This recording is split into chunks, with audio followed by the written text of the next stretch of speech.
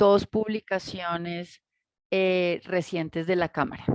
Una es el sondeo de internacionalización que realizamos con los usuarios industriales, pues por supuesto en nuestras zonas francas afiliadas, pero también lo extendimos a otras zonas francas donde hay unos resultados muy interesantes en materia de internacionalización, que es el tema que nos ocupa hoy. Ustedes van a ver, por ejemplo, que aproximadamente el 50% de los usuarios industriales en zona franca han realizado operaciones de exportación, que cerca del 70% están interesados en presentar los planes de internacionalización ante el Ministerio de Comercio para acceder a la tarifa diferencial del 20%. Hay otras cifras también relativas, por ejemplo, a cuáles son las principales barreras, los principales obstáculos, las oportunidades para realizar operaciones también de exportación, bien sea de bienes o de servicios. Hay unos datos que son muy interesantes también, por ejemplo, lo que tiene que ver con recurso humano. El recurso, siempre lo hemos sabido, pero lo habíamos querido medir, y es que el recurso humano en zona franca está altamente calificado. Hay un número importante de personas bilingües, de personal capacitado en comercio exterior. Eso, por supuesto, es una fortaleza importantísima del sector y de cara a estos retos en internacionalización. En materia de sostenibilidad, también ahí se muestran varias de las iniciativas que se están haciendo, no solamente en las zonas francas, a nivel de usuarios operadores, sino también los usuarios mismos. Ahí estamos viendo pues que están comprometidos con la sostenibilidad, normas de calidad, también muy alto el número de empresas que cuentan con certificados de calidad, así que los resultados son positivos, somos optimistas, también ahí van a ver que hay materias en las que hay que seguir trabajando, pero desde la Cámara pensamos pues que esto nos da un insumo muy importante para la discusión y ya lo hemos venido utilizando con el gobierno nacional precisamente para la reglamentación de la que vamos a hablar esta mañana. La segunda publicación que los invitamos a consultar, a leer, es el estudio que hizo el profesor Beethoven Herrera, economista muy reputado, seguramente muchos de ustedes lo conocen, sobre internacionalización y zonas francas. Precisamente, en ese estudio Beethoven toma las principales tendencias en materia de internacionalización, qué está pasando en el mundo, qué está pasando en otras jurisdicciones donde tenemos zonas francas, y termina con unas recomendaciones muy precisas, pues que ciertamente nos están sirviendo como hoja de ruta y también como base pues para estas discusiones. Entonces, bueno, sin más preámbulos, bienvenidos todos. Sergio, la audiencia es tuya. Muchas gracias por aceptar esta invitación. Nos complace mucho tenerte aquí en nuestras charlas francas.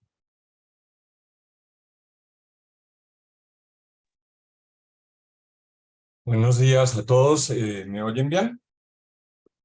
Sí, señor, fuerte y claro. Bueno, pues primero quiero agradecer la presentación que hizo Angélica. Mil gracias.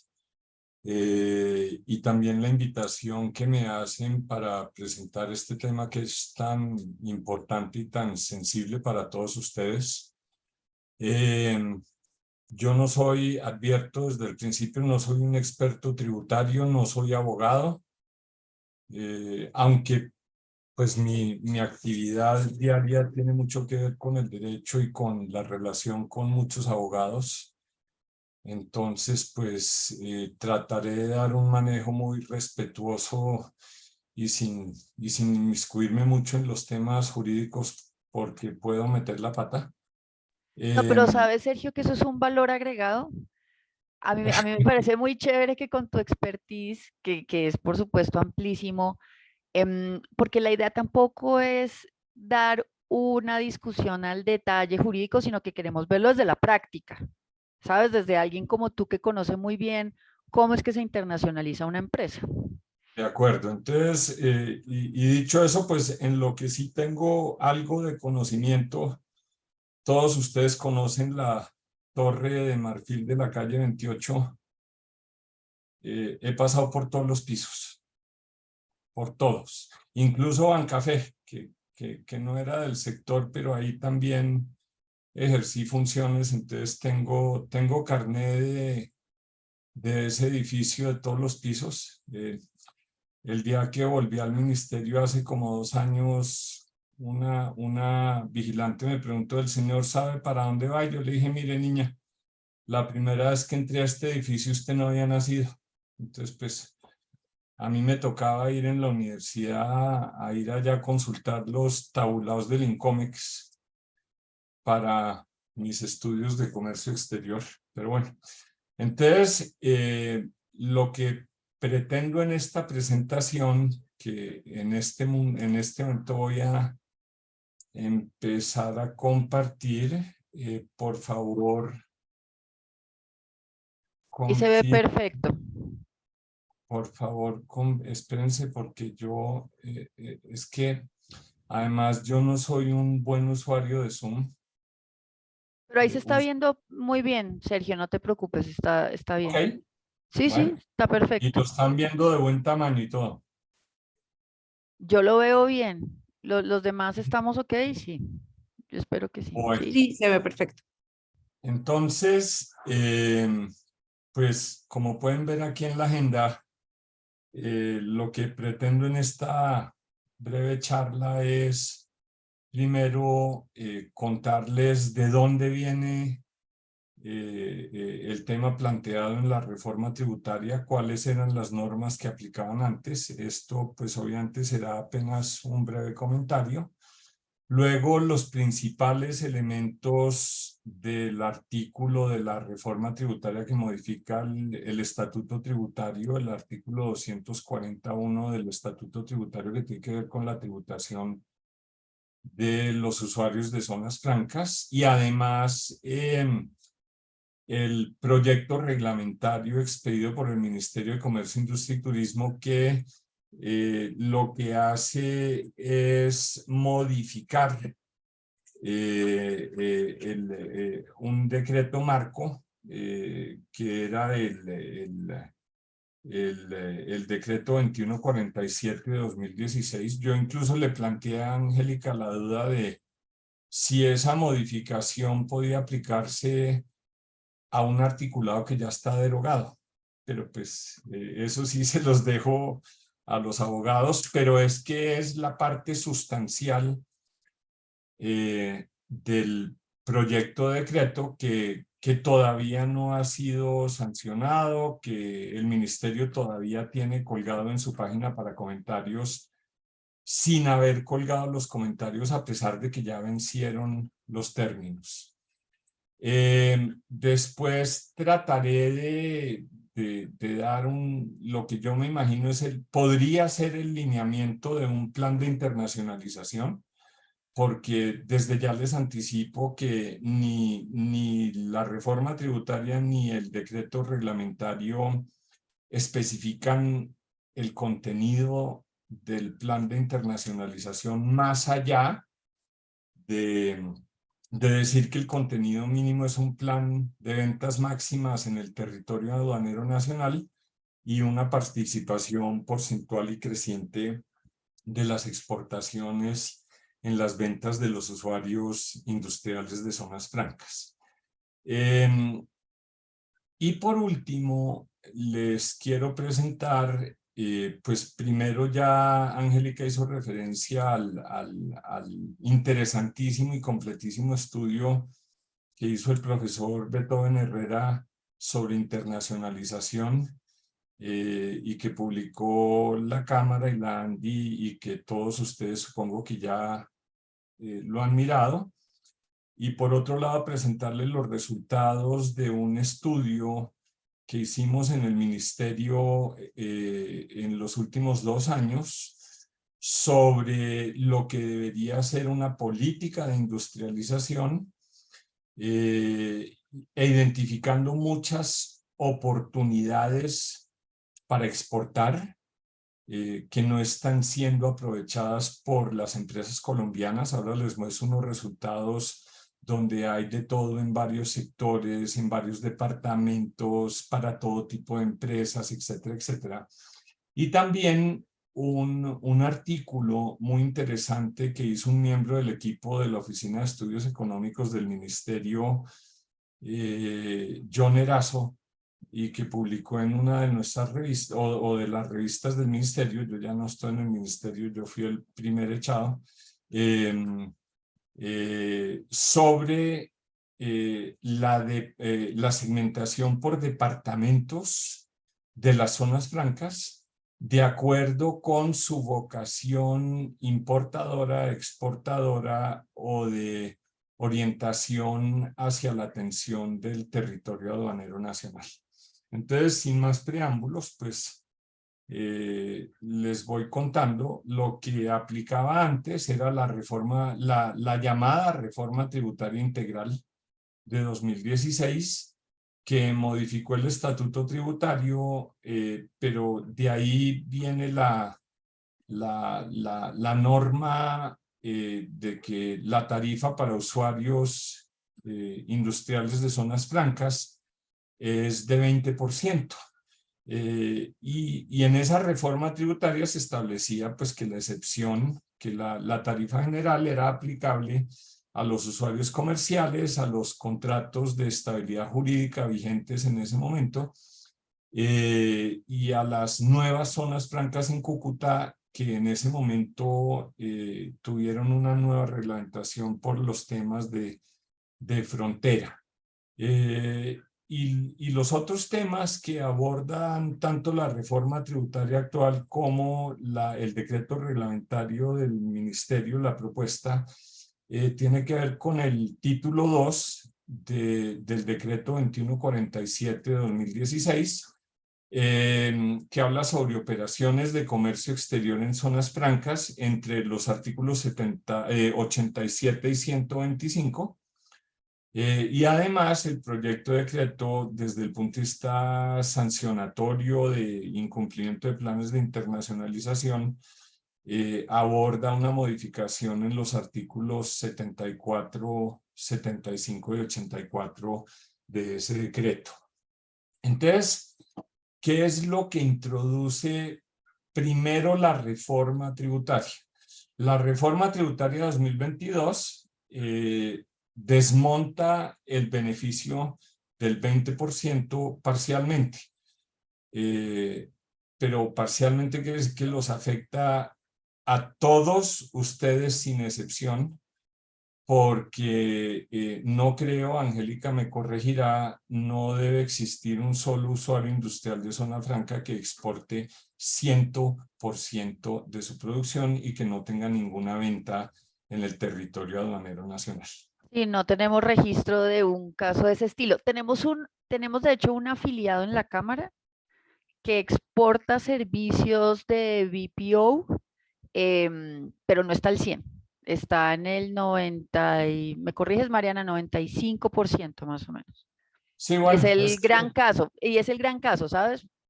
es que acuérdense que en términos porcentuales puede pasarle lo que le pasó al tipo que logró superar 99.9999% del abismo. Entonces, pues, si no se tiene 100%, nadie va a pagar 20%. Hoy en día, todos los usuarios industriales de zona franca pagan 20% sobre renta líquida agravable.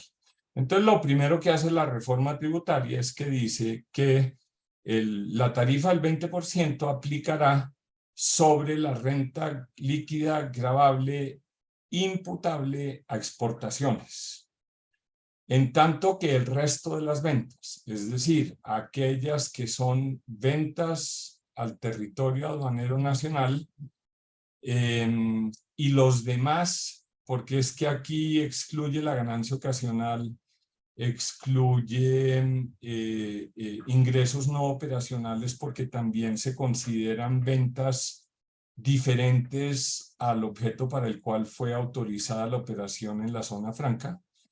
Ahí se aplica la tarifa general, que en este momento es 35%. Ahora, primero miremos cuál es el efecto. Entonces, como pueden ver aquí, hoy por hoy, los usuarios industriales de zona franca pagan 20% sobre su renta líquida gravable. No importa si exportan 0% de sus ventas y no importa si exportan 100% de sus ventas. Eso es lo que ven en la línea punteada azul en la parte inferior de la gráfica. Y entonces lo que se plantea en la reforma tributaria, y como pueden ver en el denominador, lo primero que se hace es restar de los ingresos totales la ganancia ocasional. Entonces, que la ganancia ocasional puede ser un ingreso operacional por la venta de un cuadro, de un Picasso que estaba colgado en la sala de la junta directiva. Pero también pueden ser otros ingresos no operacionales que, pues por definición, la ganancia ocasional es aquello que le produce una utilidad a la empresa de manera extraordinaria, que no es repetitiva, que no es recurrente, que no, bueno, que nada tiene que ver con, o que puede que tenga que ver con su negocio, pero en muchos casos,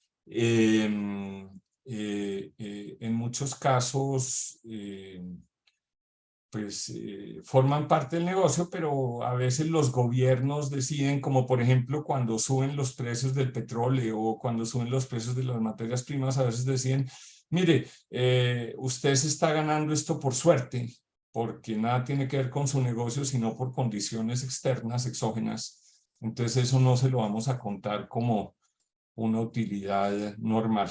Pero como pueden ver ahí, para el futuro, las empresas que no exporten nada van a pagar 35%. Esto es lo que da la aplicación de la fórmula sin ganancia ocasional. Si no exportan nada, pues van a pagar una tarifa de 35%. Para aspirar a pagar 30%, pues tienen que estar exportando 30% de sus ventas. Para poder aspirar a pagar 25%, tienen que estar alrededor de 2/3, de un 66%. Y para mantener el beneficio del 20% sobre la totalidad de la renta líquida gravable, 100% de las ventas tienen que ser por concepto de exportación.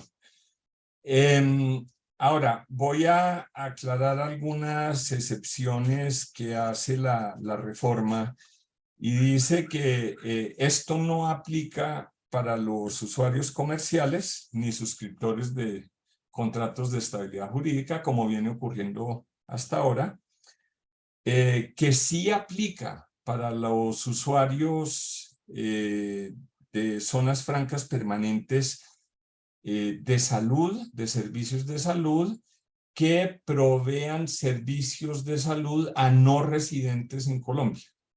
Entonces, tendría que ser alguien que no tenga residencia fiscal en Colombia, bien un ciudadano extranjero que tenga residencia fiscal afuera, o un colombiano que, a pesar de ser colombiano, tenga residencia fiscal afuera. Recuerden que el concepto de residencia fiscal no solo tiene que ver con el tiempo de permanencia en el territorio nacional, sino que también tiene que ver con el porcentaje de patrimonio y de ingresos que sean tenidos o generados bien en Colombia o bien en el extranjero. Y tercero, dice que sí aplica para usuarios de zona franca costa afuera, los usuarios de zonas francas permanentes de servicios portuarios, los de refinación de petróleo y biocombustibles y los de servicios de logística, que ellos no tienen que exportar, ellos por definición siguen teniendo el 20%. Y por último, aclara la reforma tributaria, el beneficio también aplica automáticamente para usuarios de zonas francas, usuarios industriales de zonas francas, que así no exporten, porque la norma lo dice en el parágrafo transitorio, dice los usuarios que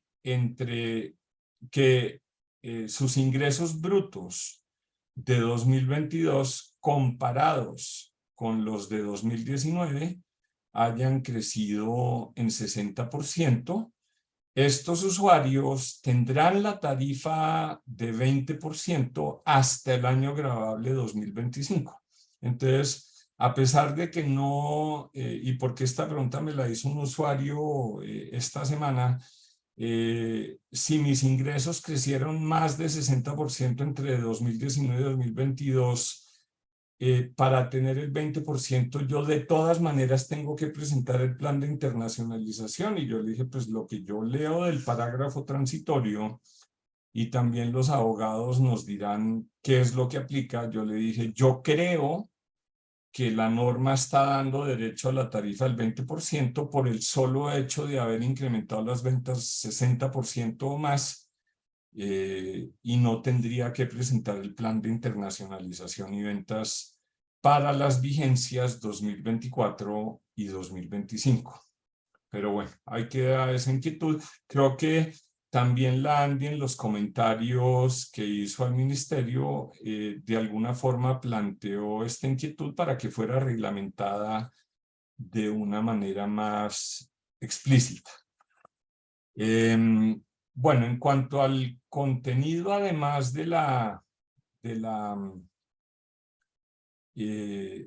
del aumento de la tasa, pues hay un parágrafo dentro de ese artículo que dice que únicamente se podrá aplicar lo dispuesto a los usuarios industriales de zona franca que en el año 2023 o 2024 acuerden su plan de internacionalización y anual de ventas. Aquí hay una aclaración. Más adelante,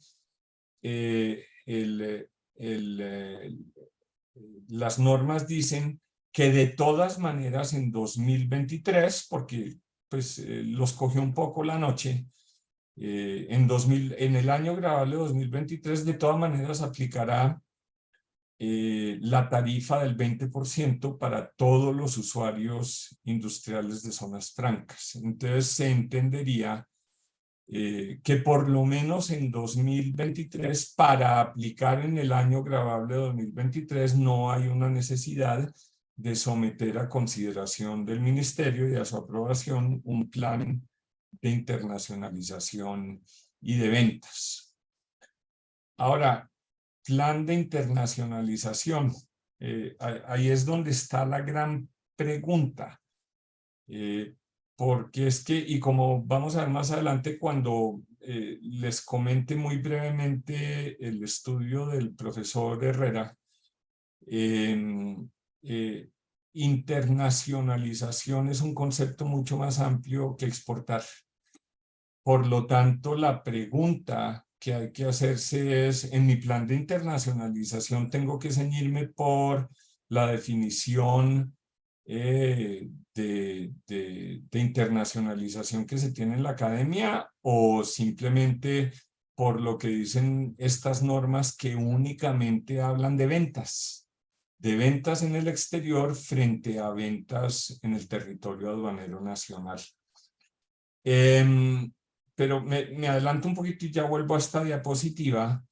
La norma en el artículo 87, que modifique el artículo 87 del decreto 2147, dice textualmente: el plan de internacionalización anual de ventas. Aquí es importante ver que tiene un segundo apellido, porque no es solo un plan de internacionalización, también es un plan de ventas. Es decir, es como someter a consideración de la autoridad mi presupuesto y mi estrategia comercial, tanto afuera como en el territorio aduanero nacional. Dice, es el instrumento a través del cual los usuarios industriales de zona franca establecen, ojo, porque este es el primer elemento, que es uno de los que, pues, por lo menos no tiene que ver con el espíritu de la reforma tributaria. Se establecen los objetivos máximos de ingresos netos por operaciones de cualquier naturaleza en el territorio aduanero nacional. Es decir, esto no se trata en ese tema de internacionalización, sino de cuánto voy a vender en Colombia. No importa y lo vamos a ver también más adelante, no importa si yo le vendo a alguien en el territorio aduanero nacional y él posteriormente lo exporta. No, eso se cuenta como venta en el territorio aduanero nacional, pero fíjense que el elemento perturbador es cuando dice objetivos máximos, porque aquí uno podría entender, yo le voy a decir a la autoridad que voy a vender 100 pesos en el territorio aduanero nacional y si vendo 100 pesos con un centavo, pues ya incumplí el plan, no importa si yo exporté todo lo demás, así haya exportado 100.000 pesos y en el territorio aduanero nacional vendí 100 pesos con un centavo cuando dije que iba a vender 100 pesos, ahí me declararían incumplido en el plan y no podría yo beneficiarme de la tarifa del 20%, así haya exportado el 99.99% de mi producción. Ese es uno de los temas que a mí por lo menos me preocupa mucho. Y dice, y también tengo que estimar los demás ingresos que obtenga diferentes al desarrollo de su actividad para la cual fue autorizado, reconocido o calificado para cada vigencia. A mí se me ocurrió un ejemplo en estos días. ¿Qué tal que a mí me hayan autorizado una zona franca para producir y exportar aceite de palma? Y entonces resulta que, pues algunos de ustedes saben que de ese proceso se deriva la glicerina. Y entonces resulta que yo, eh, la glicerina no es parte de aquello para lo cual fui autorizado y así lo exporte, pues no me contaría como aquello para lo cual fui autorizado, así lo haya exportado. Entonces, eso me preocupa porque no está bien reglamentado, no tiene en cuenta que hay muchos procesos productivos que producen residuos o otros bienes que luego son utilizados en otros procesos. Aunque yo no haya sido autorizado para eso, puede que los exporte y puede que no me cuente dentro de mis metas o puede que me sume como otros ingresos diferentes a aquellos para lo cual fui autorizado. Eso me preocupa mucho. Ahora, lo importante del plan de internacionalización y ventas es que puede que ustedes exporten 100% de su producción, pero si no lo pusieron en un plan de internacionalización y de ventas y que fue autorizado y aprobado por el Ministerio de Comercio, pues no pueden acceder a la tarifa diferencial del 20%. Entonces, el plan de internacionalización es el habilitador para poder acceder al beneficio. Bueno, y ahora vuelvo brevemente entonces a lo único que dice el articulado que debe contener el plan, porque para presentar el plan hay que presentar muchos documentos. Uno de ellos es el plan y otros son que el certificado de representación legal, que los estados financieros, que un montón de documentación. Pero en cuanto al contenido del plan de ventas, dice, del plan de ventas, las proyecciones y metas para cada vigencia de los ingresos netos, netos, ojo porque aquí ya técnicamente, porque ahí es donde yo sí soy financiero, ingreso neto es las ventas brutas después de devolución y ventas, las proyecciones y metas de cada vigencia de los ingresos netos que el usuario industrial de zona franca espera obtener a partir de las operaciones de comercio que desarrolle hacia el territorio aduanero nacional y las operaciones de comercio que realice con destino a las exportaciones. Eso es lo único que debe contener por ahora el plan de internacionalización. Todo lo demás está, según esto, en su decisión, en lo que ustedes se imaginen. Y por eso en esta presentación más adelante les voy a mostrar lo que yo respetuosamente sugeriría que fuera el contenido, el lineamiento de un plan de internacionalización. Entonces, pues, ahí está el contenido mínimo, pero aquí lo que hay que mencionar es que no, digamos, este es puede ser bueno o puede ser malo. Yo en la economía nada es bueno, nada es malo, las cosas pueden afectar positiva o negativamente a dos personas diferentes la misma medida económica, pero sus efectos económicos pueden ser diferentes. Entonces, lo primero es que no establece umbrales mínimos. No es que diga, para aprobar un plan de internacionalización, un usuario industrial de zona franca debe exportar 20% de sus ventas. No hay un umbral, entonces ustedes tienen que tomar esa decisión. Lo segundo es que al hablar de ingresos netos, pues están fijando todo en valores monetarios. Y entonces esto puede presentar una dificultad, porque imagínense ustedes que producen cualquier bien que están exportando y pueden ocurrir dos cosas diferentes. Primero, que hay una revaluación en Colombia.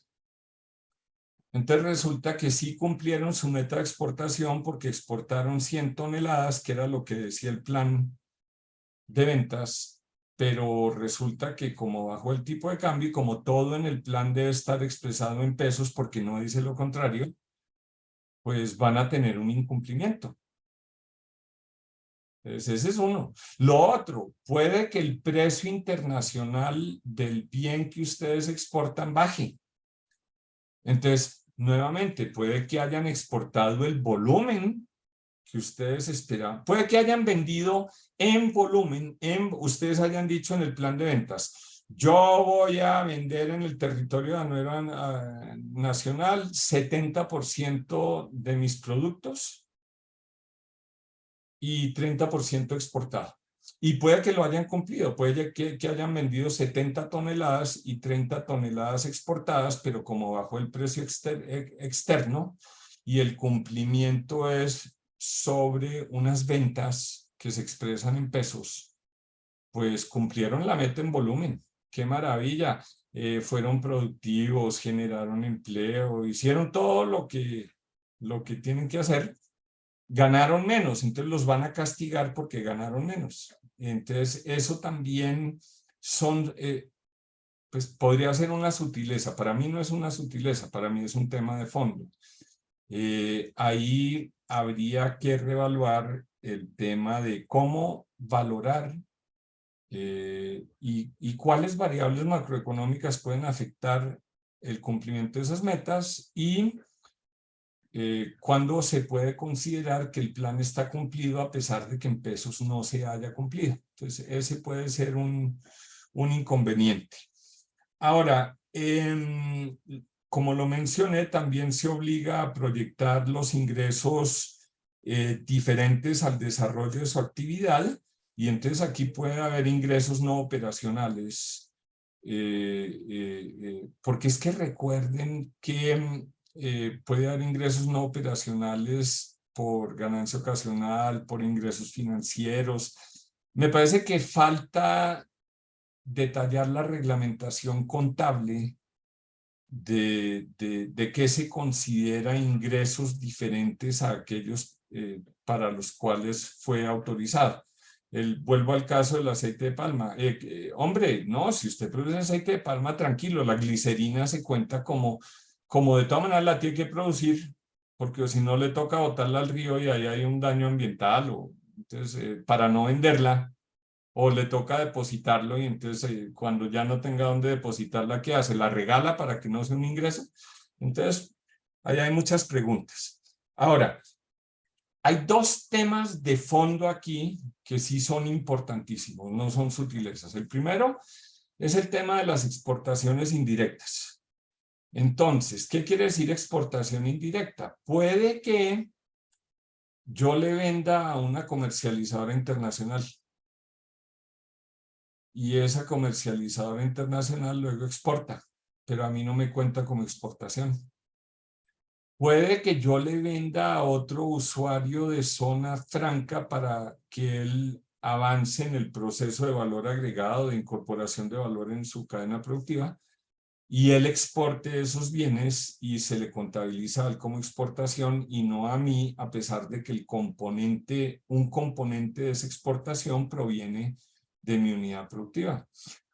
O puede que yo venda unos insumos al territorio aduanero nacional que alguien procesa y luego parte o la totalidad de ese insumo incorporado en otro producto se ha exportado. Eso tampoco me cuenta.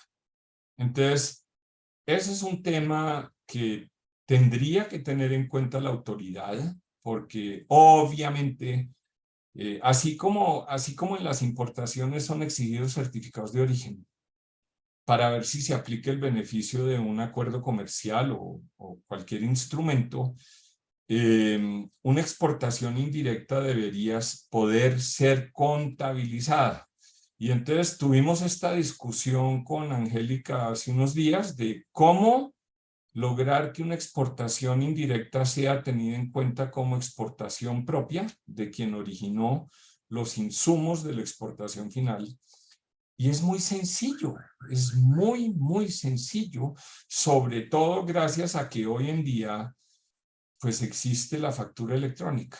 Entonces resulta que si yo produzco un insumo o un bien final que le vendo a una comercializadora internacional y emito una factura que es aceptada por quien le va a dar el uso final, pues resulta que en el registro de exportación, que es otro documento público, y que hemos tenido una discusión ya muy prolongada y muy aburrida con la DIAN.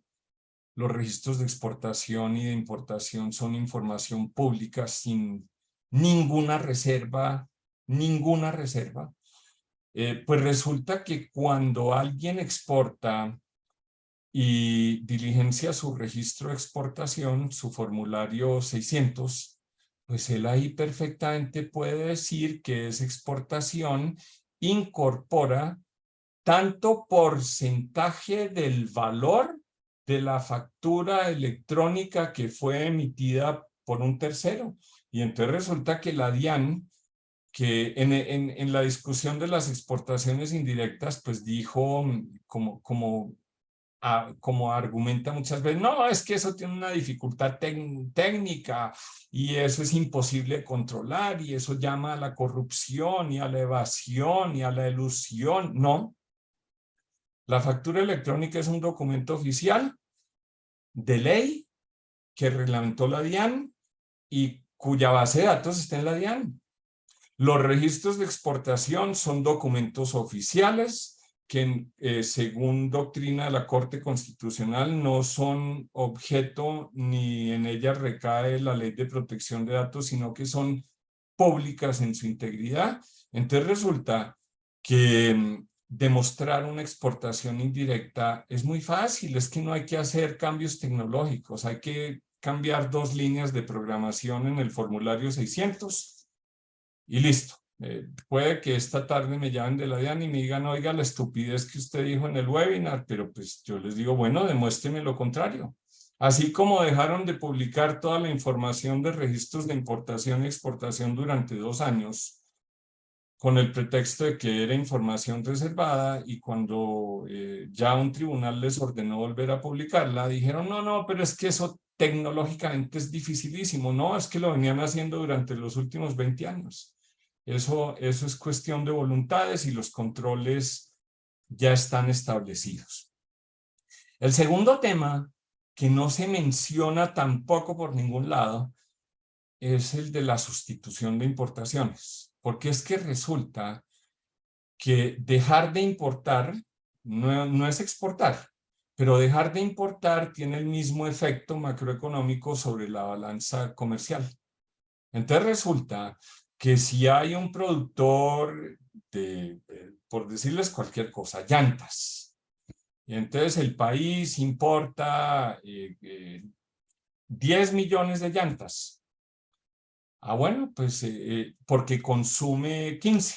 Adentro se producen 5 millones y traemos 10 millones. Pero si logramos que el país produzca 6 millones y solo importe 9, pues vamos a tener un efecto de balanza comercial de 1 millón de llantas. Entonces, pues también en la discusión de la política comercial, además porque les recuerdo, miren, no más acá, en los considerandos, la reforma tributaria en su primera línea dice que el gobierno nacional fomenta políticas de reindustrialización. Es el gran pretexto de la reforma tributaria, de esta parte de la reforma tributaria. Que el gobierno, y además cuando el presidente se posesionó, la primera palabra económica que usó fue reindustrialización, pero no se la inventó. Desde el gobierno pasado se venía hablando de reindustrialización, porque como en los años 80 la industria era 25% del PIB y ahora es 8%. 8%, la tercera parte de lo que era antes, porque todo lo importamos. Entonces, bueno, entonces vamos a reindustrializar el país. Y aquí en la reforma tributaria y el Ministerio de Comercio, en la reglamentación de ese artículo de la reforma tributaria, usa como primer pretexto la reindustrialización. Pues la reindustrialización, como lo definimos en el Ministerio de Comercio en la administración pasada, también era competirles a las importaciones. Si uno es competitivo, sin que le pongan aranceles, sin que le regalen el crédito, sin que le... nada, y uno logra darle al territorio aduanero nacional un producto en las mismas condiciones o en mejores condiciones que el importado, eso primero es reindustrialización y eso segundo tiene un efecto positivo sobre la balanza comercial, sobre todo ahora que dicen, oiga, ¿y cómo vamos a hacer para sustituir el petróleo?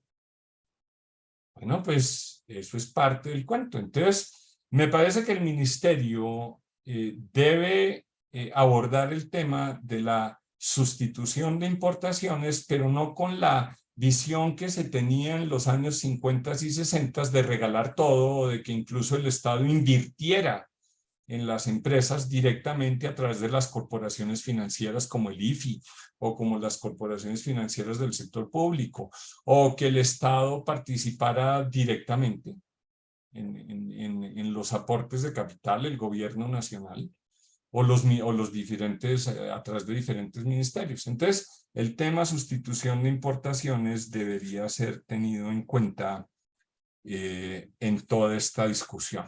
Bueno.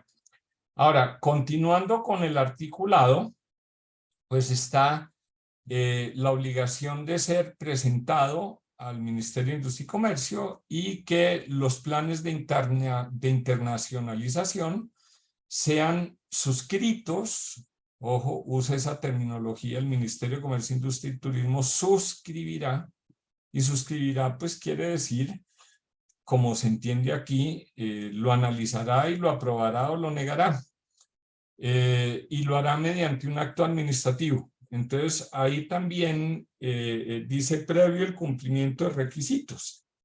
Y esos requisitos que definen el siguiente artículo son básicamente seis. Aquí no lo transcribo textualmente porque es un poco más largo, pero dice, primero hay que identificar al usuario de zona franca, eso es obvio, es como la cédula.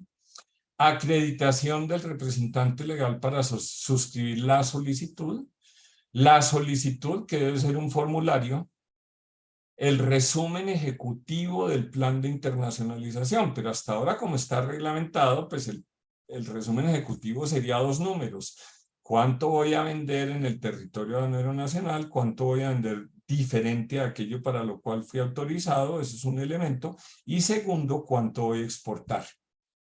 Y aquí es donde viene un elemento muy, muy, muy preocupante. Y dice, la presentación de los estados financieros del mes anterior y la proyección de ingresos por exportación y diferentes exportación. Proyección no dice en qué horizonte, pero pues uno normalmente puede ponerlo a 5 años, pero cualquier cosa es bola de cristal. Pero el tema de los estados financieros preocupa mucho porque además dice la norma, ya vuelvo acá, dice la norma, ahora vuelvo a la progresividad, la norma dice lo siguiente, que es también lo que preocupa en este punto específicamente, aquí está, y dice, Con los estados financieros, ojo con esto, se establece la obligación, abro comillas, de presentar la demostración de solvencia y capacidad económica del usuario industrial para cumplir con el plan de internacionalización y anual de ventas. Primero que todo, solvencia quiere decir en el terreno financiero la capacidad para cumplir las obligaciones, las deudas, de pagar los intereses y el capital a las entidades financieras, de pagarles los salarios a los empleados, de pagarles las compras a los proveedores, de pagar los impuestos al gobierno. Es decir, casi que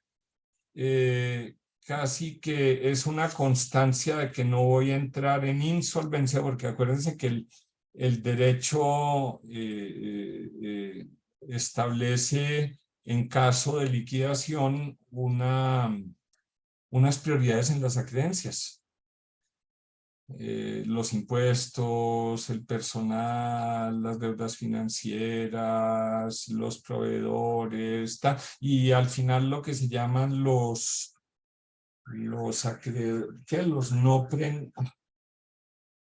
ya, he usado ese término 1000 veces y ya se me olvidó, los que no tienen ninguna garantía, y por último los accionistas.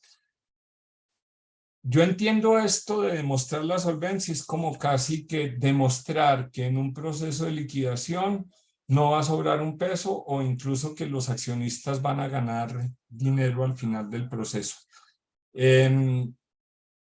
Y este tema de demostrar la solvencia, pues nada tiene que ver con la filosofía de todo el tema de la internacionalización y de la tarifa preferencial del 20%. Es decir, o entonces también tocaría reglamentar, que si los más solventes, es decir, los de calificación AAA, entonces tendrán 20%, pero los de W tendrán 24%. Entonces, este es un tema que le metieron a la reglamentación que nada tiene que ver y que yo creo que debería ser objeto de discusión y de llegar a acuerdos con el ministerio. Además, porque en el ministerio, pues la experticia está en el comercio exterior, en la política industrial, en el turismo, en muchas cosas, y no en el análisis financiero. Porque para eso entonces deberían someter el plan esa parte del plan de internacionalización a la revisión y aprobación de la Superintendencia de Sociedades, que es parte del Sistema Nacional de Comercio Exterior. Ahí están la Superintendencia de Industria y Comercio, entonces hay temas de competencia, está la Superintendencia de Sociedades, está el Instituto Nacional de Metrología, como ya lo vamos a ver ahora muy brevemente, vamos a repasar la institucionalidad. Pero entonces en este tema de los 6 requisitos, pues además de estos está el plan en sí. Y como les digo, pues ahora vamos a ver qué podría eventualmente contener un plan. Ahora, viene el tema de los plazos, que es muy importante. Como les dije, para el año gravable 2023, la norma establece que el proyecto del ministerio y la reforma establecen que en 2023, año gravable 2023, de todas maneras va a seguir aplicando el 20%. Sin embargo, aplica ya la norma con la diferenciación del 35 y del 20 a partir del año gravable 2024, porque la pregunta sería, bueno, 2023 se acabó, ya se acabó el año porque ya mañana es segundo semestre. Y de aquí a que elaboremos un plan y de aquí a que nos lo apruebe el ministerio y de aquí a que además el 31 de enero, que es lo que dice la norma, tengamos que certificar el cumplimiento, pues no va a pasar, no vamos a poder y todos vamos a pagar el 35% en año gravable 2023 y la norma deja que en 2023 sigan pagando el 20%. Sin embargo, a partir de 2024, entonces el que se quiera beneficiar con la tarifa diferencial, no con el 20, sino con el 20 sobre lo que exportó, debe presentar el plan del año grabable 2024 a más tardar el 30 de junio de 2024. Entonces la noticia es de hoy en un año, exactamente de hoy en un año, deben haber presentado, lo pueden hacer a partir de hoy, aunque todavía no esté, pero pueden ir elaborando su plan, pueden ir haciendo el borrador, pueden ir estructurándolo, pero lo tienen que presentar a más tardar de hoy en un año para ver si en el año gravable, si el 31 de enero de 2025, cuando obligatoriamente deban demostrar el cumplimiento, lo han hecho.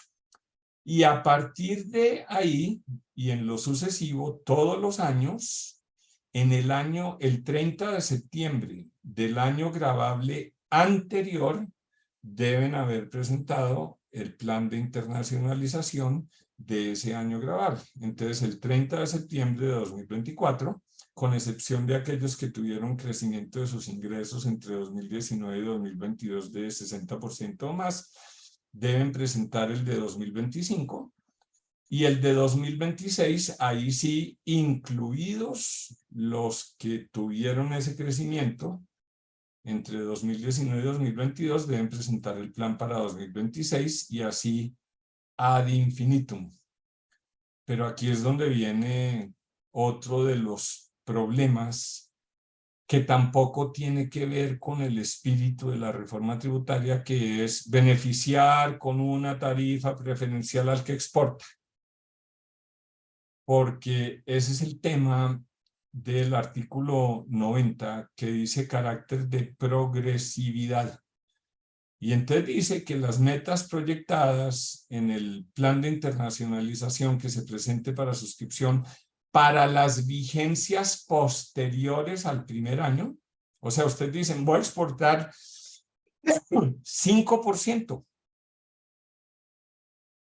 en 2024. Pues resulta que para el año siguiente, pero no dice cuánto, debe haber progresividad, es decir, que genere gradualmente en el tiempo una disminución de los ingresos netos por operaciones de cualquier naturaleza en el territorio aduanero nacional. Entonces, debe haber una progresividad en las exportaciones como porcentaje de mis ventas. Debo exportar cada vez más. Pero ojo, es que también es muy ambigua la redacción, porque no dice si en porcentajes o en pesos, ¿no? Pero debo exportar cada vez más y ojo, y debo vender en el territorio aduanero nacional cada vez menos. Entonces esto llevaría inexorablemente, si se cumple, pues esto no se cumple, a que en algún momento todas las ventas tienen que ser en el exterior. Entonces resulta que esto incluso contradice el espíritu de lo que es una zona franca, porque una zona franca no es exclusivamente exportaciones. Quedará prohibido vender en el territorio aduanero nacional y si usted incumple tiene que pagar 35% sobre todo así exporte mucho. Además porque la marginalidad en este caso tiene un límite. Es decir, yo exporto 1%, 2%, en algún momento exportaré 100% si estoy cumpliendo la progresividad. Y a partir de ese momento, a pesar de que duré 100 años, no sé cuánto tiempo haciendo aeróbicos, conquistando mercados, yendo a ferias, vendiendo todo afuera, pues el día que exporto 100% el año entrante pierdo el beneficio y pago 35%. Entonces, ¿qué me saqué?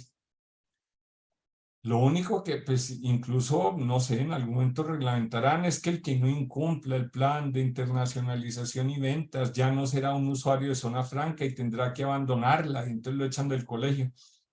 Bueno, este es un tema, este me parece que es el tema más delicado de toda la norma. Y este es el que hay que discutir, porque como no hay umbrales, no hay mínimo, pero sí pero tampoco el máximo. El máximo puede ser 500% de sus ventas.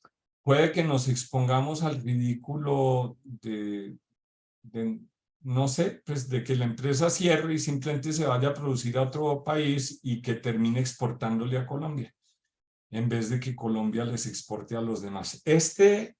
Me parece que es el tema más delicado de todos. Bueno, todo lo demás es de trámite, no me voy a alargar. Cada año hay que presentar un cumplimiento. Bueno, cuando se presente el plan, el ministerio lo revisa, mira a ver si se cumplieron los 6 requisitos, si no, pues hará la glosa y el usuario tendrá un tiempo prudencial para presentarlo. Y de todas maneras, pues el ministerio deberá expedir un acto administrativo. Aquí está el tema que lo comentó la ANDI al ministerio, lo del silencio administrativo positivo.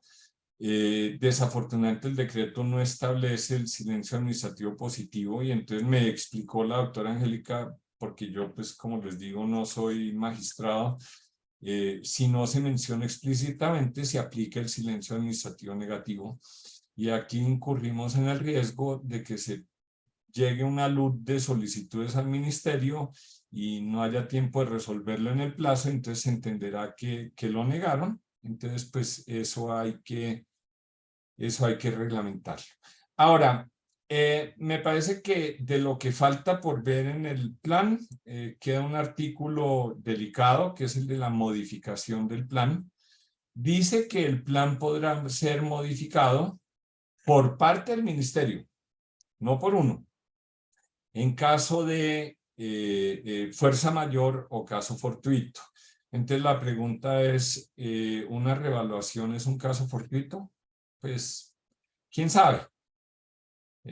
Porque puede que digan, no, es que eso no es sobreviniente, eso no es caso fortuito porque por definición el tipo de cambio es volátil. Y no entra en la definición de lo imprevisible e irresistible, que es el estándar. O que el banco, el que me diga qué va a pasar, faltan 2 horas para que se reúna la Junta Directiva del Banco de la República. Le doy un premio al que me diga hacia dónde van las tasas hoy y en cuánto.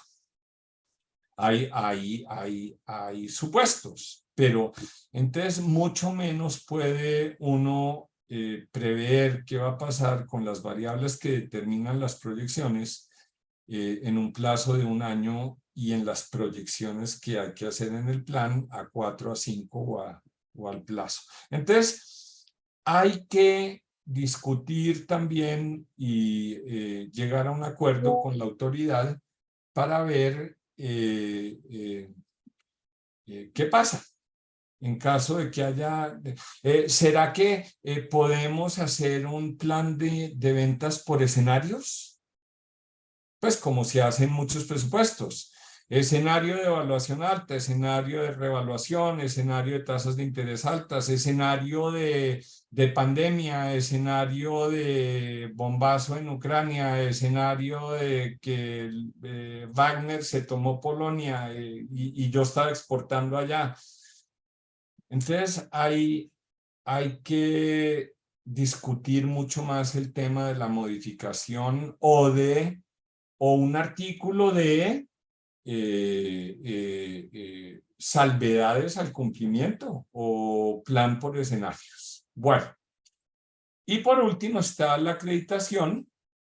Entonces la acreditación lo que tiene que ver es, perdón, que es que tengo aquí, que es otro problema, porque entonces resulta que si usted es gran empresa, si es empresa grande o si es gran contribuyente, tiene que acreditar el cumplimiento a más tardar el 31 de enero.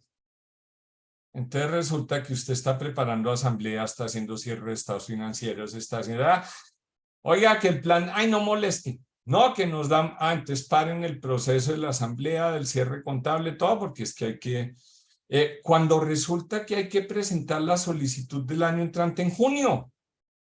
Entonces, pues simplemente debería la norma estable, bueno, y para pymes, el plazo, o para otros que no son grandes contribuyentes, el plazo es el 31 de marzo.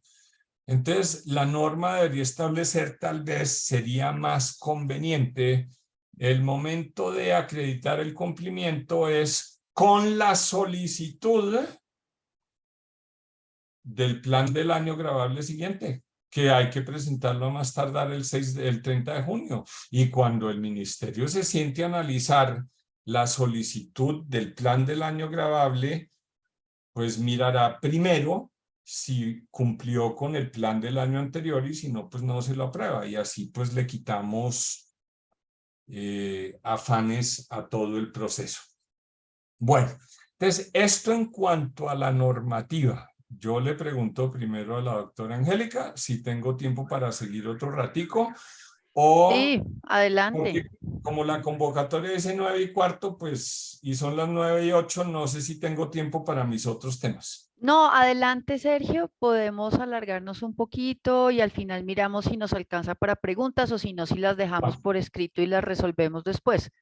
Pero bueno, sí, me parece bueno que traigas los otros temas.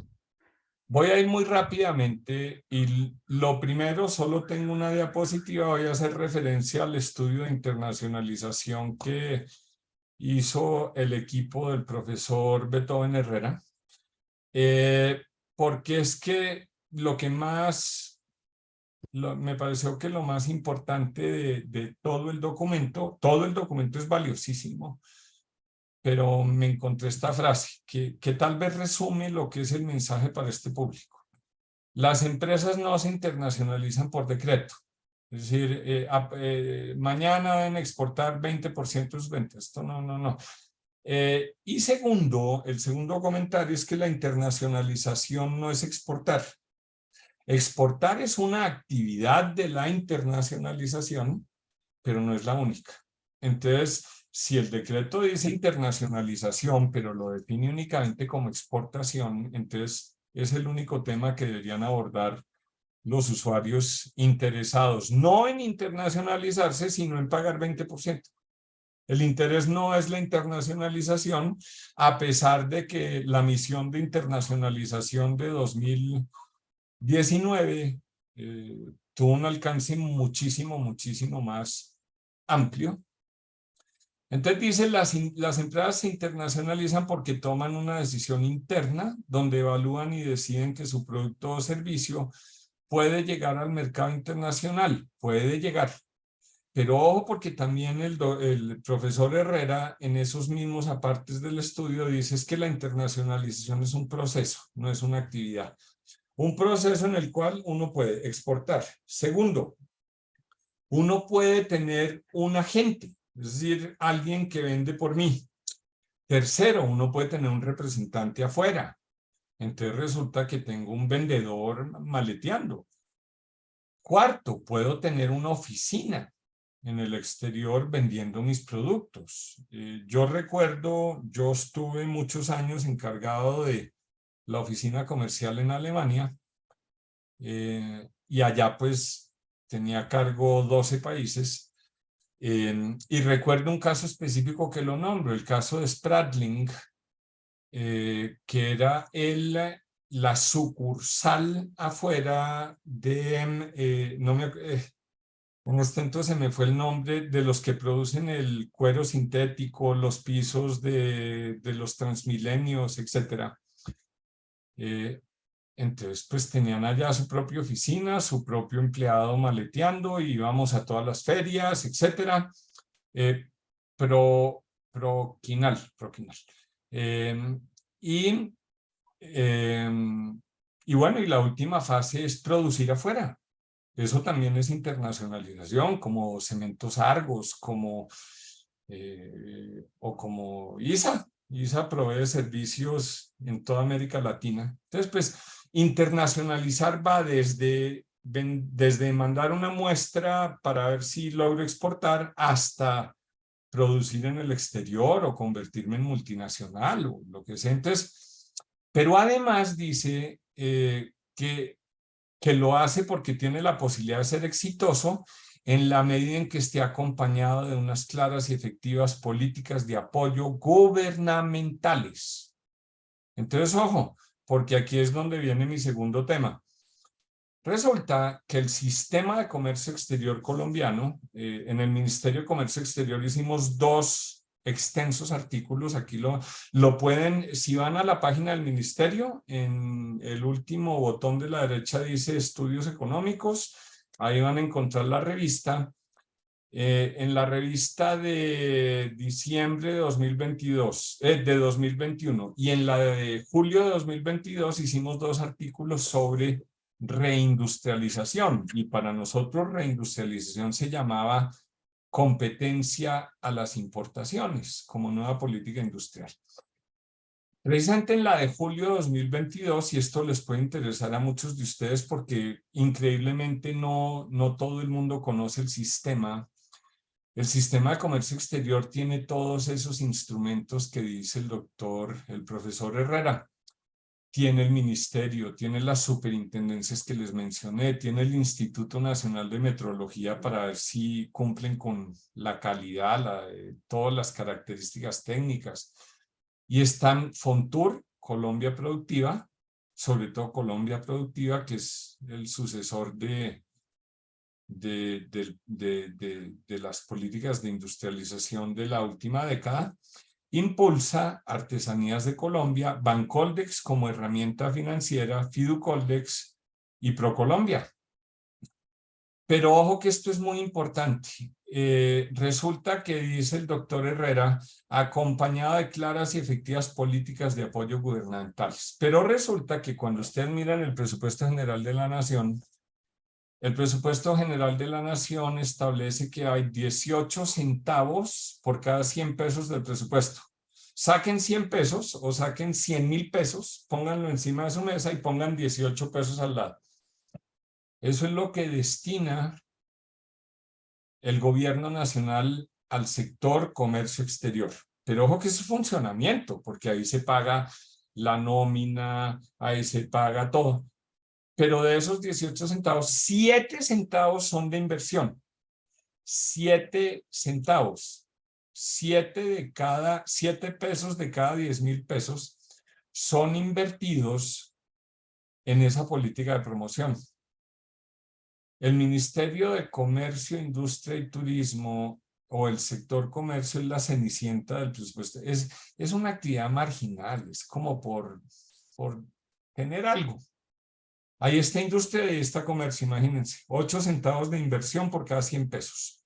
Pues les tengo una noticia. Hoy se posesiona la nueva ministra del Ministerio de Igualdad con 5 viceministros. El Ministerio de Comercio tiene 3. Y se posesiona con 700 funcionarios. El Ministerio de Comercio, Industria y Turismo tiene 130. Esa es la realidad de la política industrial y comercial de Colombia. Pero bueno, ahí están.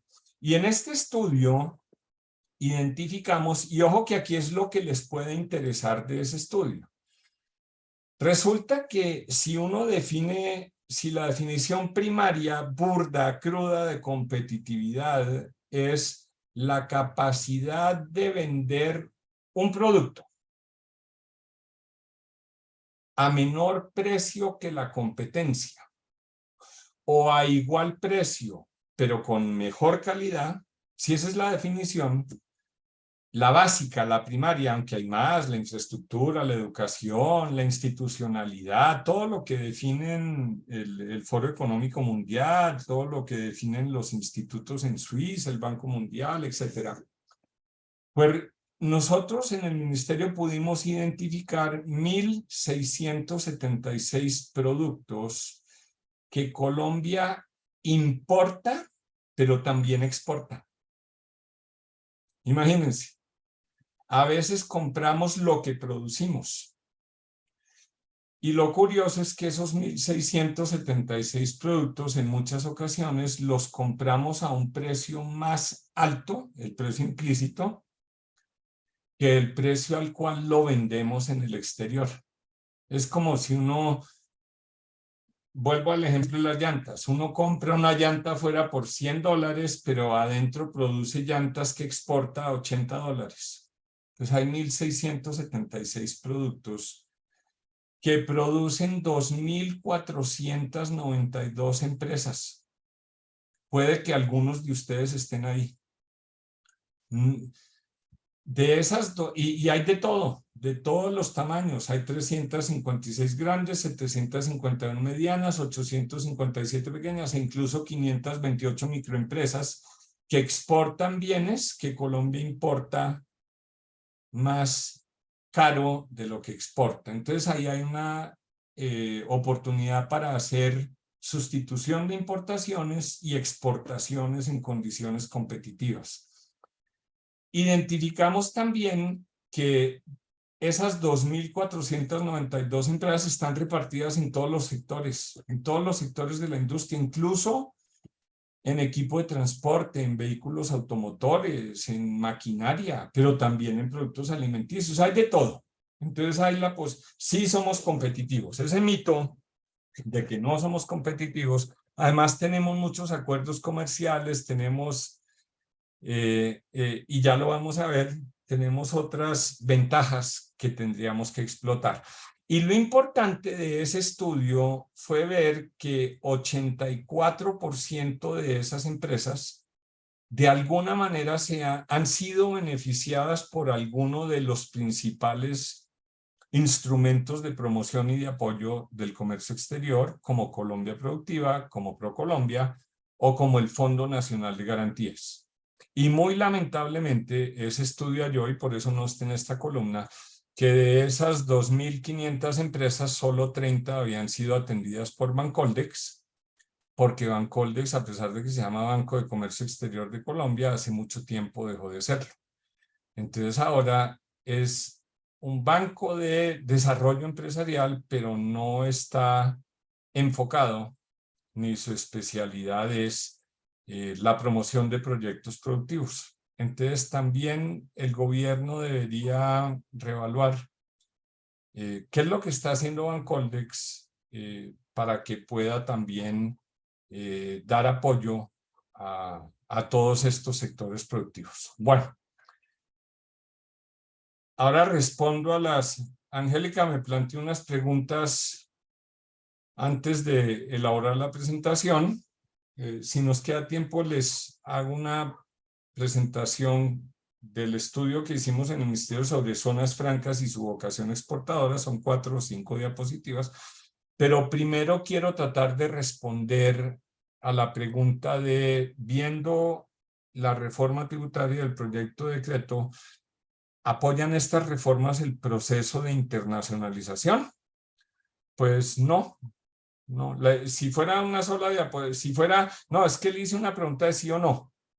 Yo diría, no. Sí, no me eche un cuento, no me cuente una novela. ¿Apoya sí o no? No. ¿Por qué? Porque todo arranca en una reforma tributaria que establece cambios en la tarifa de renta. Punto. Y eso nada tiene que ver con la internacionalización. Lo que pasa es que le pone garrote y garrote, no garrote y zanahoria, sino garrote y garrote. Punto. Entonces, como dice el profesor Herrera, la internacionalización no se hace por decreto. Entonces, el proyecto busca eliminar ventajas a las ventas en el territorio y beneficiar únicamente las ventas en el exterior, condicionado a la progresividad que ya la comenté. Y eso ya les expliqué por qué, pues es imposible. Es imposible. Entonces, al final, todos terminarán pagando 35% sí o sí. Ahí ya es una pregunta de sí o sí. Y solo tiene una respuesta. Bueno, de acuerdo con lo que vimos en las diapositivas anteriores sobre los mecanismos, los instrumentos, los recursos del Estado, ninguna de estas reformas establece estímulos ni involucra la institucionalidad. Aquí no dice, es que lo harán y para eso se abrirá una línea de crédito de 5 billones de pesos en Bancoldex es que abriremos oficinas comerciales en los países donde haya más potencial, es que, no. Entonces no hay participación del Estado en estas normas. La única participación es yo estudio su plan y si no lo cumple, lo castigo. Entonces, pues no hay estímulos. Ahora, es una medida de corte fiscal, como todas. Porque el impuesto a las bebidas azucaradas, sí, a los papás, a los padres de familia, les interesa que sus niños no tomen bebidas azucaradas, a los diabéticos, pero que los impuestos eviten que eso suceda. No, eso no sucede, mientras no haya sustitutos perfectos. Entonces es una medida de corte fiscalista. Pero entonces aquí menciono cómo hay instrumentos de promoción, de apoyo, instrumentos de política que sí ayudan. El decreto 444, el decreto ley 444 de 1967, que seguramente ninguno de ustedes estaba vivo, yo sí, cuando fue expedido, era el marco del comercio exterior. Durante muchísimos años creó a Proexpo como un fondo de redescuento en el Banco de la República para actividades de promoción y de financiación.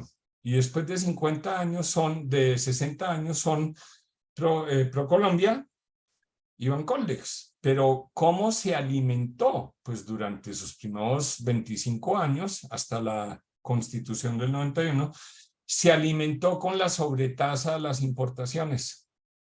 Entonces resulta que Colombia era muy innovador en la medida en que promovía las exportaciones, castigando las importaciones y las castigaba con sobretasas que servían para financiar la promoción de exportaciones. En cambio aquí no, si usted no exporta paga más y si paga más, eso va a ser para financiar los 5 viceministerios del Ministerio de Igualdad que nada tiene que ver con las exportaciones. Entonces, pues, ¿qué hacemos? Entonces, ahí hay hay algo para trabajar. Lo otro es que faltó gradualidad. No solo internacionalizarse es un proceso, sino que exportar es un proceso. Entonces, iniciar exportaciones o aumentarlas, pues toma tiempo, hay que identificar mercados, hay que identificar potencialidad, y ya lo vamos a ver en el contenido del plan. Entonces, aquí podrían haber dicho, mire, en el primer año se aplicará 25% sobre lo no exportado, en el segundo año 30%, en el tercer año 35%, pero no, de una. ¿Y qué hubo? Y exporte, porque aquí se exporta por decreto. Bueno, entonces, doctora Angélica, me da unos minutos para plantear un plan de internacionalización. Bueno, entonces, yo aquí traje un ejemplo que me dio Angélica de un usuario de Zona Franca, que además es un ejemplo de nearshoring. No conozco el nombre de la empresa, simplemente el producto. Pero para ver cómo hace una empresa en Zona Franca para exportar. Entonces, a mí me parece que hay que tener estas 5 fases claras, estas 6, antes de presentar el documento, pero puede ser una base para formular un plan de internacionalización. Ojo, que sea solo exportar, porque ya un plan de internacionalización más complejo, pues requiere banca de inversión, requiere muchísimas cosas. Entonces, lo primero es la caracterización del producto, y esto es muy fácil. Tal vez algunos de ustedes que nunca han exportado, entonces nunca se han preocupado ni siquiera por averiguar cuál es su partida arancelaria. Entonces eso lo encuentran en la página de la DIAN, y en la página de la DIAN encuentran la consulta de la nomenclatura aduanera, y ahí buscan su producto y lo tienen que detallar hasta 10 dígitos. Entonces aquí traje el ejemplo de unos andamios. Ahí les puse el vínculo o el URL de donde pueden encontrar esa información. Y una vez identificado ese producto, pues lo primero que tienen que hacer es ver dónde hay mercados. Porque es que, sí, puede que uno diga, no, es que todos los extranjeros que vienen les encanta el arequipe. Se puede producir arequipe porque es que eso les enloquece, les chifla. Y eso no es cierto. Entonces, hay que ver cuáles son los países que compran un producto que hoy en día circula en el comercio internacional por todas partes. Entonces, en el caso de estos andamios, pues ahí está el mapa. Entonces, resulta que los grandes mercados son Estados Unidos, Canadá, la Unión Europea, pero sobre todo Alemania, también la Gran Bretaña, y hay países donde no. Entonces no valdría la pena mirarlos mucho, a menos que haya otras consideraciones, no solo de participación en el mercado, como lo vamos a ver ya. Y miren una cosa interesante, resulta que como me confirmó Angélica, miren, en este caso de los andamios, es una empresa que antes producía en China para exportar a Estados Unidos, hizo el nearshoring, aquí tiene TLC y además, miren esto tan interesante, resulta que Estados Unidos en promedio un andamio lo compra a 8.000 kilómetros de distancia. Y nosotros estamos en el peor de los casos, si nos vamos hasta Nueva York y no hasta Miami, estamos a 3.500 kilómetros desde el Mar Caribe, menos de la mitad de la distancia. Y aquí hay otro caso interesante. Fíjense que México no tiene una gran participación en este mercado de compra, de importación, pero de todas maneras importa entre 0 y 1% del volumen mundial, pero México se va también a China, los importa a 8.000 kilómetros. Tenemos TLC con México, tenemos TLC con Estados Unidos, tenemos TLC con la Unión Europea, y entonces resulta que los grandes mercados importan y nosotros tenemos TLCs. Y miren, pero más importante que la distancia, que la participación, también es saber si somos competitivos. Entonces resulta que lo primero que tenemos que averiguar es si nuestro precio implícito es suficientemente competitivo. El que produzca andamios en Colombia por debajo de los, y aquí lo vemos fácilmente, 2.700, $2.800 por tonelada, puede ser competitivo en ese mercado. Y además aquí les señalo lo lejos que están estos países, y en verde están los 10 primeros compradores del mundo en volumen y cuál es el precio implícito y a qué distancia van a comprar. Claro, Australia, que está casi que en otro planeta, 9.000 kilómetros, no importa si compra en China o en Colombia o en donde sea, de todas maneras está a 9.000 kilómetros porque le tocó lo más lejano. Y miren cómo hay mercados muy dinámicos, qué tanto han crecido las ventas en los últimos 5 años, entonces ahí hay oportunidades. Y eso que les acabo de mostrar aplica para cualquier producto. Entonces, cuando uno identifica el mercado, también hay que hacer el cálculo de la competitividad, pero en Incoterm DDP. Acuérdense que cuando uno entrega en la fábrica es Ex-Works, cuando uno entrega en el barco es FOB, cuando uno entrega en el puerto es SIF, pero cuando uno entrega en la puerta, así no sea uno el que lo pague, hay derechos de importación y eso es lo que es el DDP, incluido el arancel, así lo pague el comprador o así lo pague el vendedor, pero al final lo paga el consumidor, entonces uno tiene que saber porque tiene que compararse con todos los demás del mundo y de todas maneras el importador tiene que pagar impuestos si los trae de un país que no tiene TLC o si entran libres de impuestos si tiene TLC.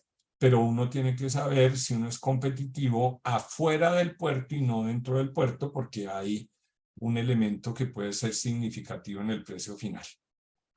Lo cuarto es que uno tiene que identificar a su comprador. Entonces hay muchas formas. Entonces aquí simplemente puse un comprador, una empresa grande en Estados Unidos y en Canadá que no produce andamios, solo los comercializa, pero además o los alquila o presta el servicio de ponerlos durante la obra. Y entonces ahí ya está identificado qué es lo que hacen y eso lo pueden replicar para cualquier mercado y ahí están las direcciones, los teléfonos y por eso digo, arranque su pipeline en la etapa cero. La etapa cero quiere decir, ya llamé la atención del comprador, ya le interesa, pues vamos a ver si me compra. Pero ya uno por lo menos sabe dónde. Y no es como, oiga, montemos un negocio que eso es como bueno. Y no, no, no.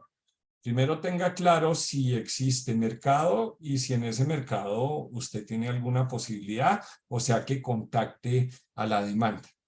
Entonces, eso es básicamente lo que es el plan de internacionalización antes de presentarlo, antes de presentarlo.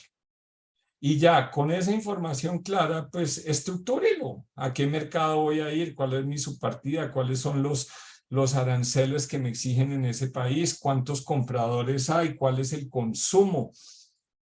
Pero no se vayan a poner a hacer un plan de internacionalización diciendo no, no, no, es que pongámosle $100.000 y resulta que no, que como por ahí un candidato decía que había que dejar de producir petróleo y que eso lo compensábamos con aguacatejas.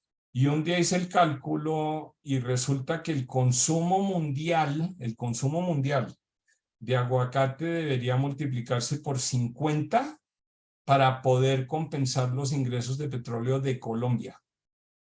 Entonces hay temas irrealistas. Por ahí no es la cosa. Así no se hace un plan de internacionalización.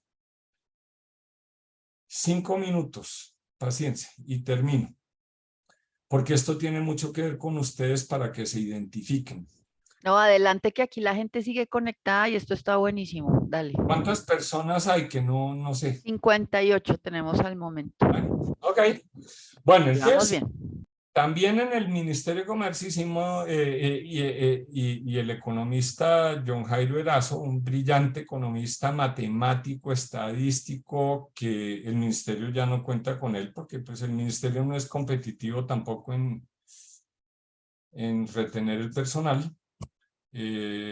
John ahora trabaja en la Bolsa Mercantil, y él elaboró este estudio que es muy interesante, muy breve. Está también en la revista de marzo de 2022, que también la pueden bajar de la página del ministerio. Y en este artículo él encuentra varias cosas. Primero, la participación de las zonas francas en el comercio internacional. En promedio, las zonas francas participan en 7% de las exportaciones de Colombia. Entonces, no es mucho. Y participan en promedio con 3% de las importaciones.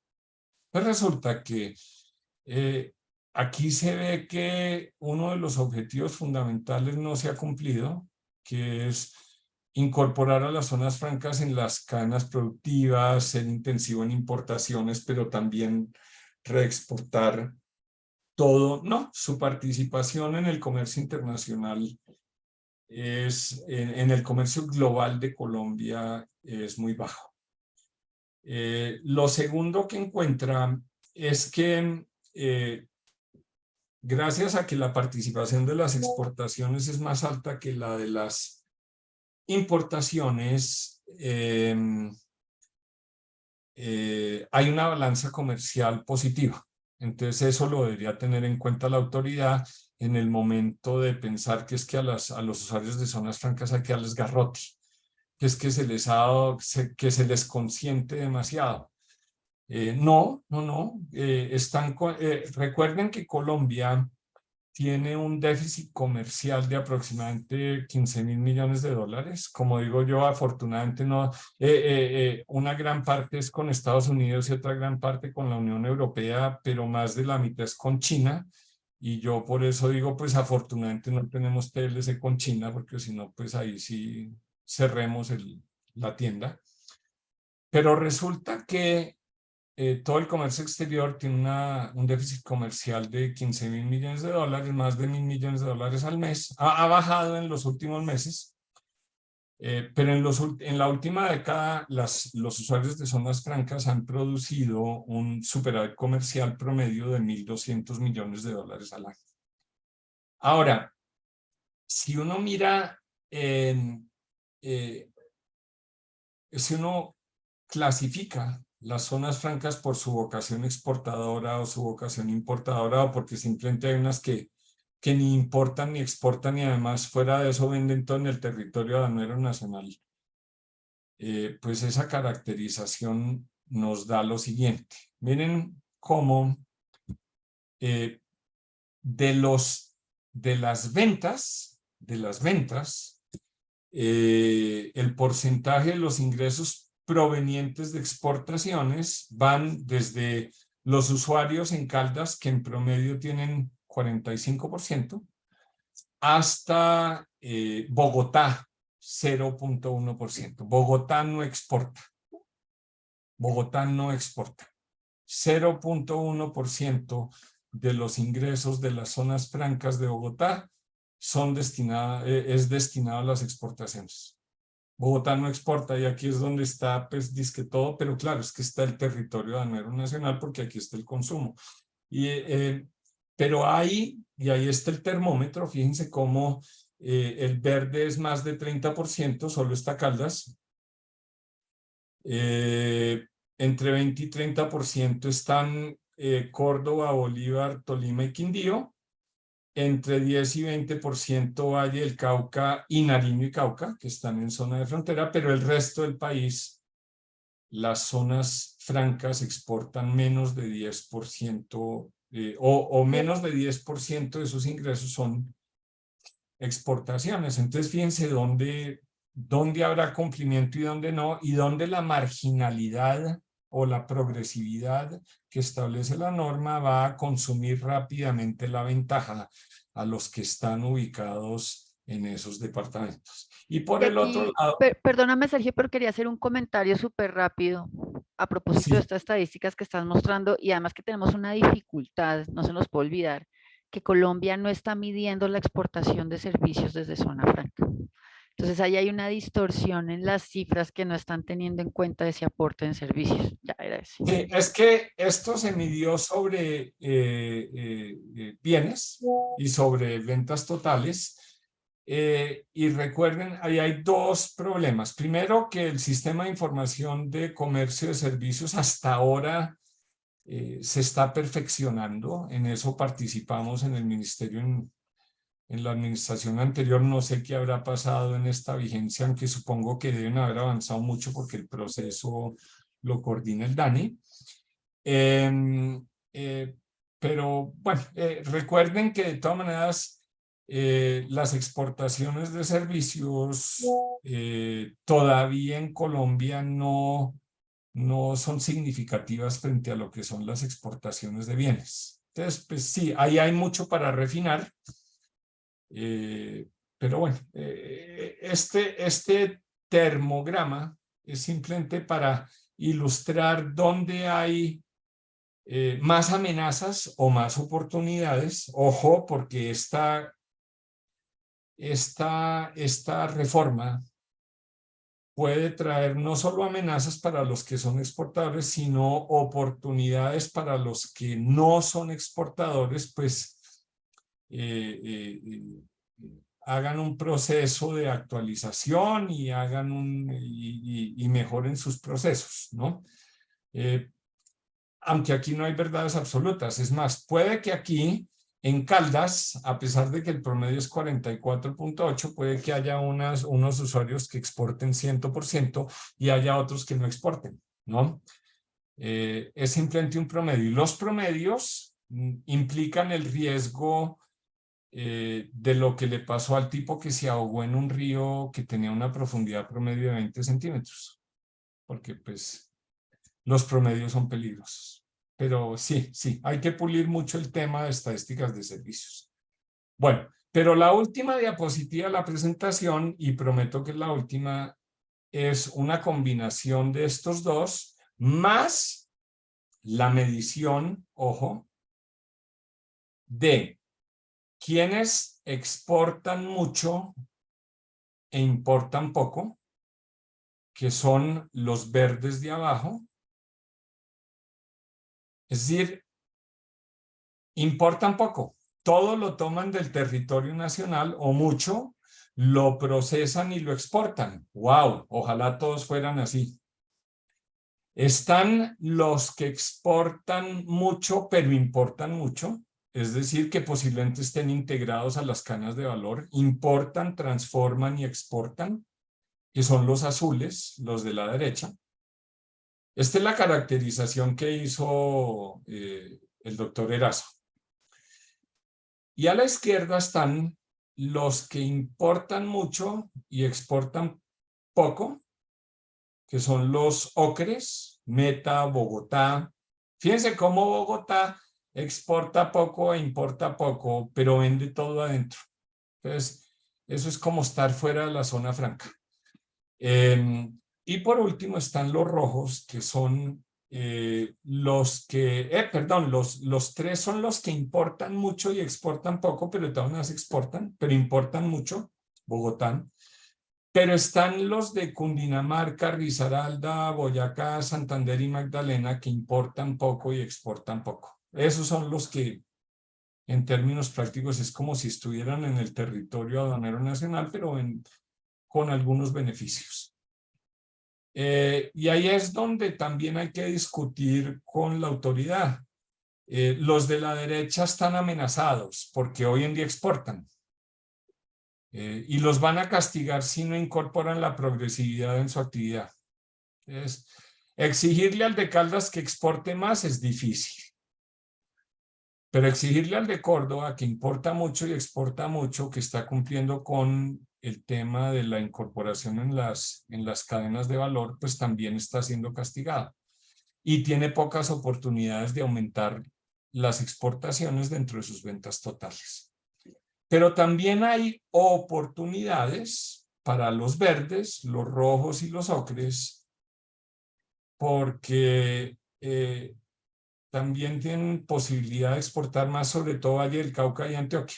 Caldas poco. A Caldas es al que lo veo en serios problemas, porque está cumpliendo su misión de exportar mucho, pero lo van a castigar si no exporta más, a pesar de que vende poco en el territorio aduanero nacional. Entonces, con eso cierro la presentación, les dejo esas reflexiones y bueno, y abro la discusión. Sergio, muchísimas gracias. Esta charla franca sí que ha sido franca y eso me gusta. Hemos tenido de todo un poco. Esta última parte sobre los planes de internacionalización y estas cifras me parece que en verdad para el sector son bien valiosos. Te agradecemos mucho. Esta charla la grabamos porque la idea es que la tengamos pues en la página de la Cámara y que la gente pueda consultarla cuando así lo considere. Entonces, bueno, nos pasamos un poquito del tiempo. Si de repente no hay preguntas o si quieren enviarnos las preguntas por el buzón que está en la cámara, perdón, la página web de la cámara, por favor, Juan Pablo, si me ayudas a ponerlo aquí en el chat para que la gente pueda saber dónde está ese mecanismo de comunicación, pues las podemos resolver. Sergio, ¿qué dices?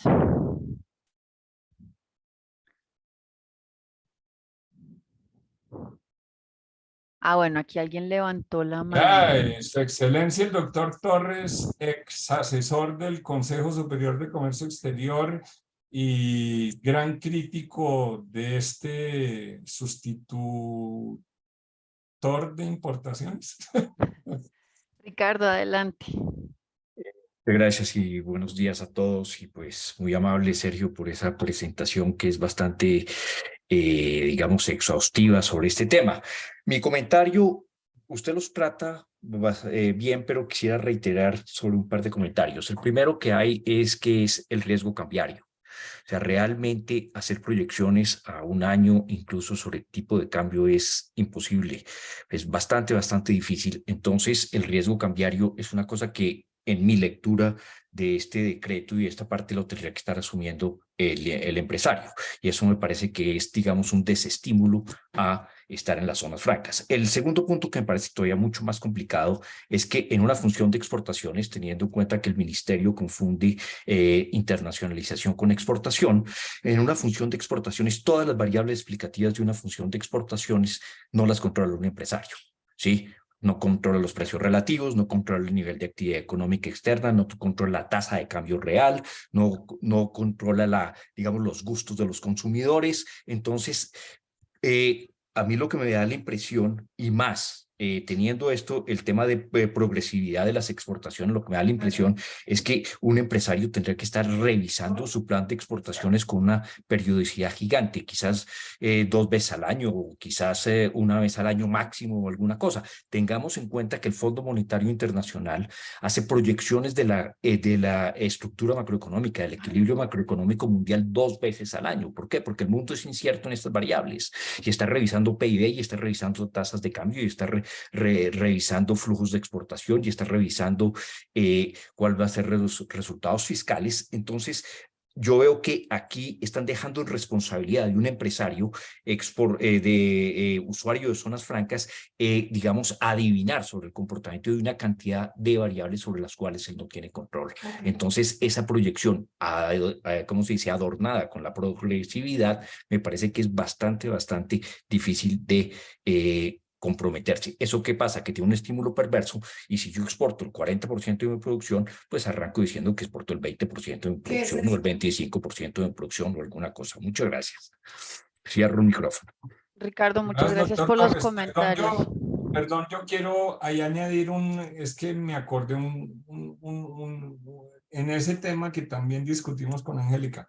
Esto puede tener el efecto perverso, ojo, de que si yo fijé mi meta máxima, porque hay que fijar un valor máximo de ventas en el territorio aduanero nacional, cuando yo estoy llegando a ese límite, puedo llegar al absurdo de que tengo un pedido de un cliente en el territorio aduanero nacional que sirve para luego producir exportaciones incluso, y que yo le niegue la venta, porque mi cálculo financiero puede decir, es que si yo le llego a vender eso que usted me está pidiendo, voy a incumplir el plan y eso va a implicar que el impuesto de toda mi empresa se aumente hasta el 35% y eso ya para mí no es rentable. Es más, voy a perder en esa venta marginal, entonces no le vendo, no produzco más. Es más, voy a echar a unos empleados porque es que yo ya no puedo producir más, porque si eso lo voy a vender en el territorio aduanero,